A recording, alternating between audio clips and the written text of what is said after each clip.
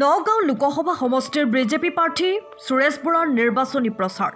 আজি জাগিৰোড সমষ্টিৰ অন্তৰ্গত কেইবাখনো নিৰ্বাচনী প্ৰচাৰ সভাত অংশগ্ৰহণ কৰে প্ৰাৰ্থীগৰাকীয়ে। লগত সংগ দিয়ে মন্ত্ৰী পীযুষ হাজৰিকাৰ পত্নী আইমী বৰুৱাই। শ লোকৰ অংশগ্ৰহণ নিৰ্বাচনী সভাত। আইমী বৰুৱাক এবাৰ চুই চাবলৈ মহিলাসকলৰ মাজত হেতা ওপৰা দেখা যায়। কোনোবাই লৈছে সাৱটি, কোনোবাই আকৌ মৰমতে খাইছে এটা চুমা। আনহাতে আইমী বৰুৱাই কয় যে 1.5 মাহ ধৰি পীযুষ হাজৰিকাৰ নিৰ্বাচনী ব্যস্ততাৰ বাবে লগেই পোৱা নাই।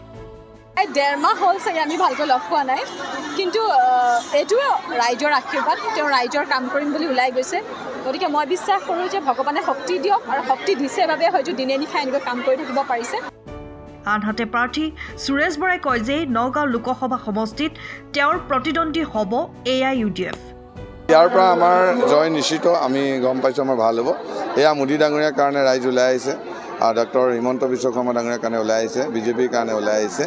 গতিকে বিজেপিৰ প্ৰতি ৰাইজৰ যিটো বিশ্বাস, সেই বিশ্বাসটো ইয়াত প্ৰমাণ কৰিছে সভাই। গতিকে আমাৰ ভাল হ'ব। আমাৰ প্ৰতিদ্বন্দ্বী UDF হ'ব। নগাঁও লোকসভাৰ ভোট পেটাৰ্ণটো আপোনালোকে জানেই। গতিকে আমি দেখিছোঁ সভা সমিতি কৰি, বা আমি মিডিয়াটো দেখা পাইছোঁ, ছ'চিয়েল মিডিয়াতেই হওক বা আমাৰ ইলেক্ট্ৰনিক মিডিয়াত হওক, আপোনালোকৰ বাতৰিবিলাক চাইছোঁ। চাই পেলাই দেখিছোঁ যে আমাৰ যিটো জনসভা বা আমাৰ যিটো সমৰ্থন, তাৰপিছত UDF আছে।